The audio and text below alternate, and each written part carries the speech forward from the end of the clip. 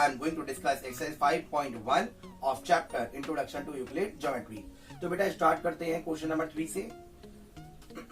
Consider two postulates given below. आपको नीचे two postulates दिए हुए हैं. Number 1, given any two distinct points A and B, there exists a third point C which is in between A and B. And second situation is there exist at least 3 points. कितने? 3 points that are not on the same line. Do these postulates contain any undefined terms? Are these postulates consistent? Do they follow from Euclid postulate? Explain. तो बेटा कुछ दो postulate दिए हुए हैं, इसके नीचे कुछ क्वेश्चंस दिए हुए हैं जो आपको आंसर्स बताने हैं जिन क्वेश्चंस की. ओके, तो जरा हम समझे कि क्वेश्चन है क्या, बताना चाहिए जाऊंगा. Given any two distinct point A and B, हमें दो डिस्टिंक्ट पॉइंट दिए हुए हैं ए और बी. डिस्टिंक्ट पॉइंट, ठीक है. डिस्टेंस का मतलब हो गया थोड़ी दूरी पर हमें एक दिया है और एक पॉइंट बी दिया है, ठीक है. There exist a third point C which is in between A and B. तो बेटा इससे जो लाइन पास हो रही है हमारी, ठीक है, तो ये कह रहा है इसमें पॉइंट सी भी आता है जो ए और बी के बीच में है. बिल्कुल सही बात है, हो सकता है, बिल्कुल पॉसिबिलिटी है कि एक लाइन खींची हो और बीच में उसका मिड पॉइंट आ रहा हो. तो फर्स्ट पॉइंट क्लियर है. सेकंड सिचुएशन में क्या बताया है बेटा, ये थी सिचुएशन नंबर 1. अब है situation number 2. There exist at least 3 point that are not on the same line. 3 point हो लेकिन वो सेम लाइन पर नहीं होने चाहिए, कोई प्रॉब्लम नहीं है. एक पॉइंट मैंने यहाँ बनाया, एक पॉइंट मैंने यहाँ बनाया, एक पॉइंट मैंने ऊपर बना दिया, ठीक है. अगर मैं चाहूँ तो इसे कनेक्ट कर दूं ए और बी और सी, यानी कि एक लाइन, 2 पॉइंट से एक लाइन जा रही है और सी जो पॉइंट है वो इस पर लाइन नहीं कर रहा. ओके, तो ये सिचुएशन भी हो सकती है. Okay, after that we have to give the answer of some questions related to that part. Do these postulates contain any undefined terms? क्या ये पोस्टुलेट जो बताए गए हैं इसमें कोई अपरिभाषित टर्म्स हैं जिनको परिभाषित नहीं किया गया है? बिल्कुल है. क्यों नहीं कह सकते हम कि नहीं है? बिल्कुल है. कैसे सर? पॉइंट्स, हमें इससे पहले पॉइंट की डिफाइन देनी चाहिए थी इन लोगों को. हमें पॉइंट नहीं पता, सपोज करो. वैसे तो हमें पता है कि जो पॉइंट होता है उसकी कोई वो ब्रेथलेस होता है, ठीक है. ओके, ये पॉइंट लगा दिया. ओके, और इतनी शांत से भी लगा सकते हैं, लगाने को उतना बड़ा भी लगा दिया, ठीक है. उसकी क्या ब्रेथ ना पाएंगे पॉइंट की. ओके, तो फिलहाल मैं आपको बताना चाह रहा हूँ इसमें ऐसी टर्म्स हैं जो अनडिफाइन है, यानी कि पॉइंट को नहीं बताया गया है, ठीक है. अगर मैं कह दूं अभी कि इसमें लाइन भी लाइन को भी परिभाषित नहीं किया गया है, तो इसमें टर्म्स हैं. ओके, तो बेटा मैं इसका आंसर ये लिखना चाहूंगा, साथ में बता दूं आंसर क्या आएगा इसका. Do these postulates contain any undefined terms? Yes, these postulates contain some, मैंने तो नहीं लिख रहा, ठीक है, क्यों ये नहीं है कि बहुत सारी होंगी जी, कुछ लिख रहा हूं. सम अनडिफाइंड टर्म्स. ओके, कुछ अनडिफाइंड टर्म्स हैं. लाइक बेटा, लाइक पॉइंट ये नहीं है, लाइक पॉइंट, ठीक है, comma line etcetera.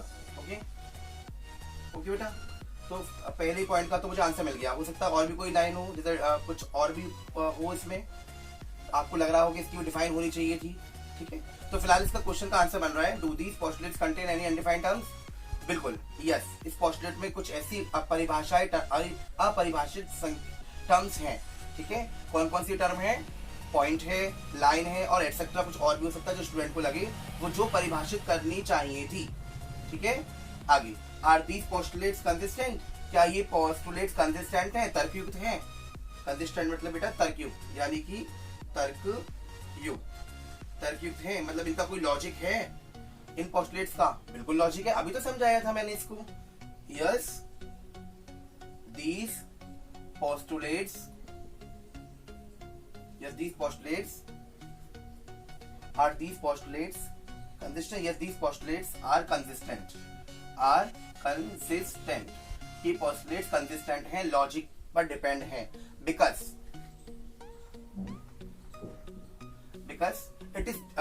they are depicting two different situations here. Because they are depicting two different situations,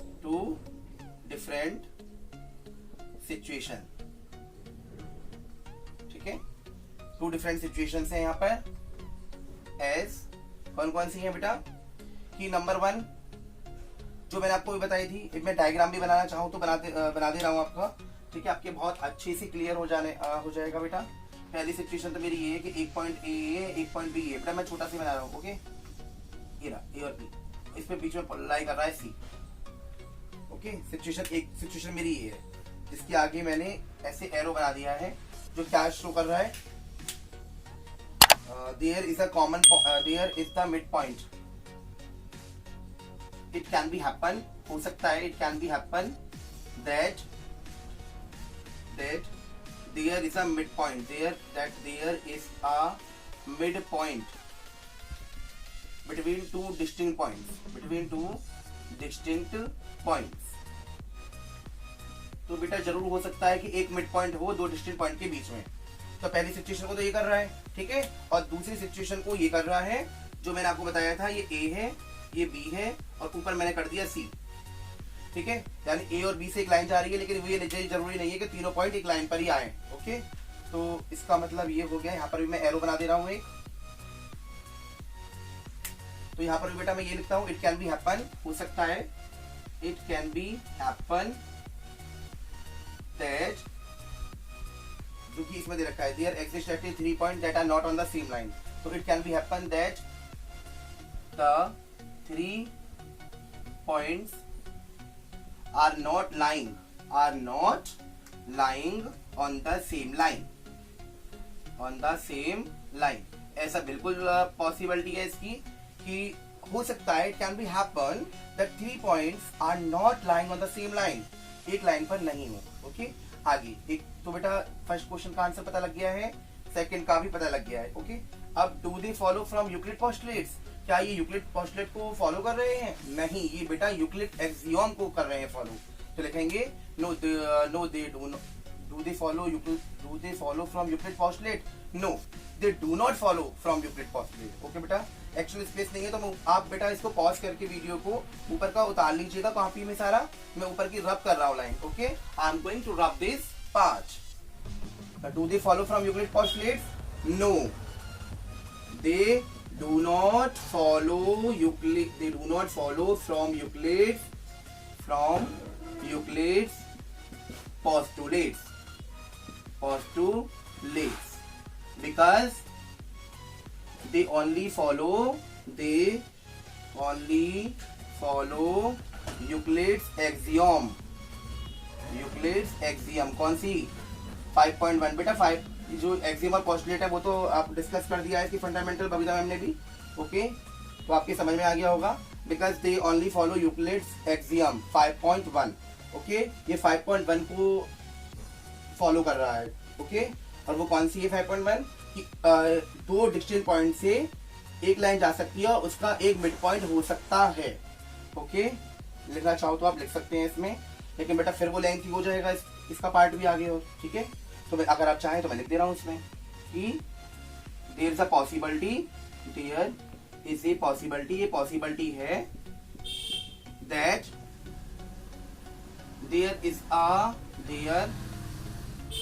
again I am rubbing part, that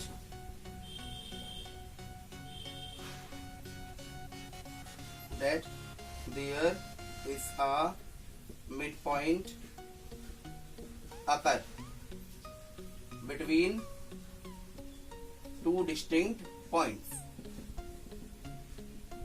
बेटा यहां पर इसका आंसर कंप्लीट हो गया है, ठीक है। अब चलते हैं क्वेश्चन नंबर 4 की ओर।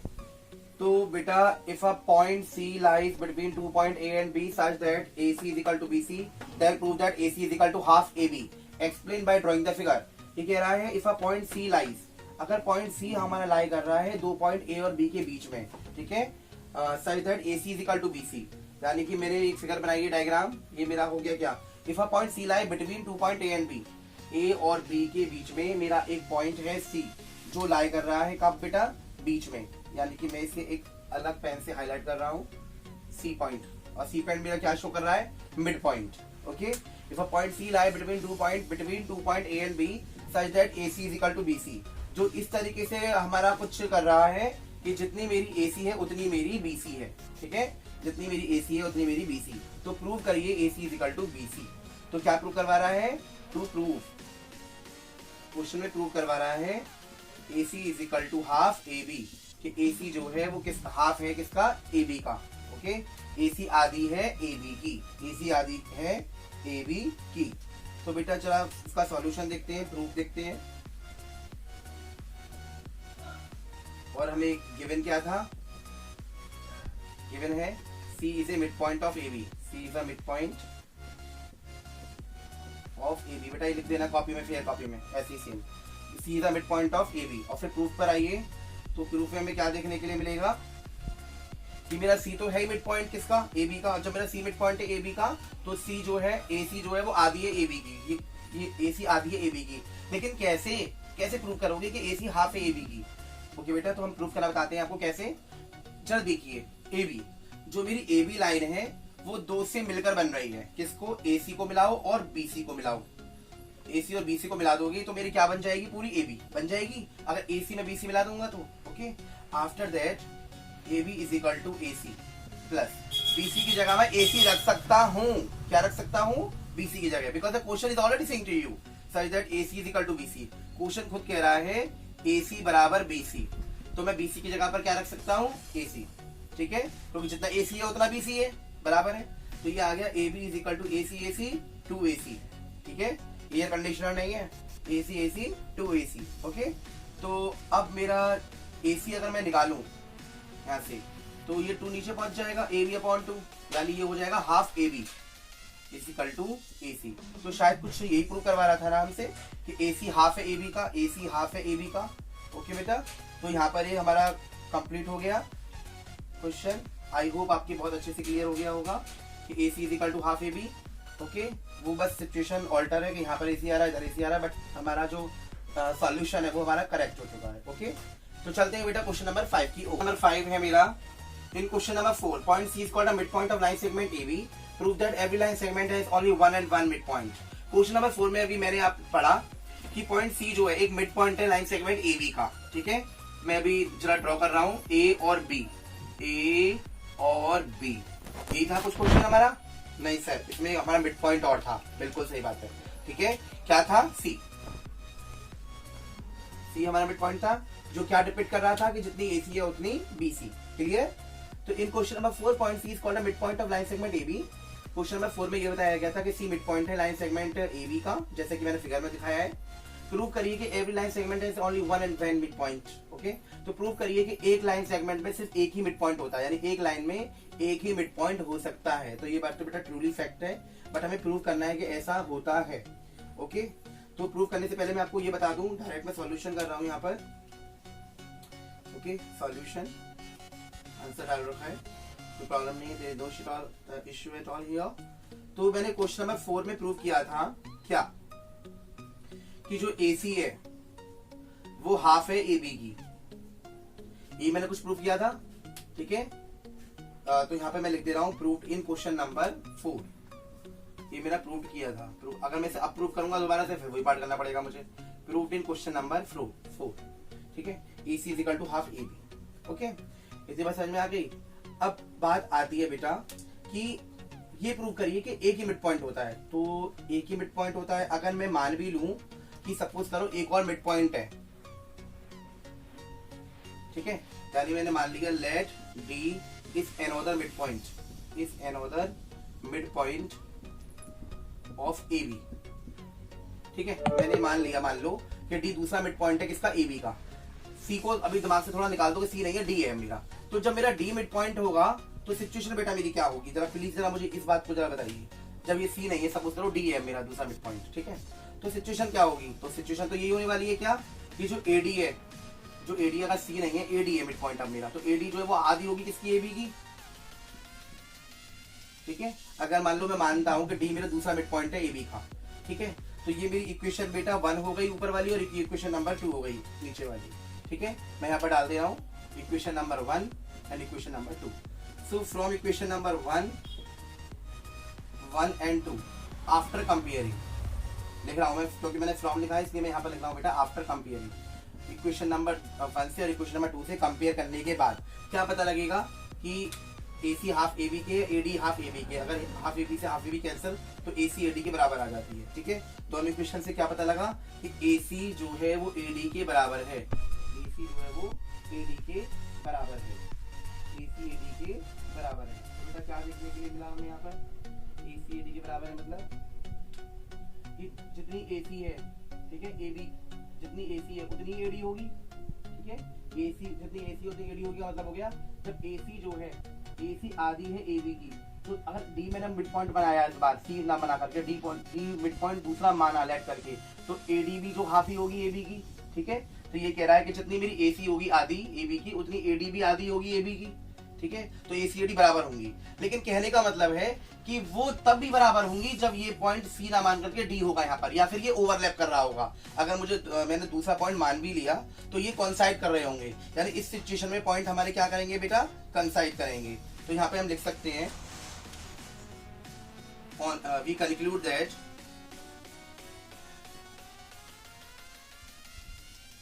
conclude that D is only midpoint when D कब midpoint होगा, when C and D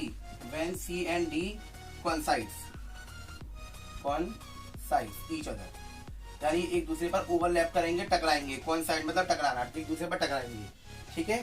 जब जहां पर मेरा C होगा वहां पर ही मेरा D होगा, जब C और D, जब मेरा जहां पर मेरा C है वही मेरा D होगा, तब मेरा मिड पॉइंट होगा, अदरवाइज मेरा कोई सिचुएशन नहीं है कि मिड पॉइंट मेरा अलग हो जाए। तो बेटा आपको यही करना है। क्वेश्चन आपका यहाँ पर खत्म हो चुका है। इसका मैं आपको एक डायग्राम भी बताऊं, इसके अलावा जो आपको कॉपी में नहीं करना, कि अगर बेटा मान लो मैं ये कहूँ, ठीक है, बस आपको मैं जनरली समझाने की वजह से कह रहा हूँ, अगर आपने एक लाइन ड्रॉ करी है भी, ठीक है, और मैं इसका आपने परपेंडिकुलर बाइसेक्टर निकाला, परपेंडिकुलर बाइसेक्टर का मतलब आधे से ज्यादा लेकर के यहाँ पर एक आर्क लगाया और आधे से ज्यादा नीचे, फिर बी को मान करके आधे से ज्यादा यहाँ आर्क लगाया, तो बेटा एक ही मिड पॉइंट निकल कर आने वाला है मेरा, ठीक है।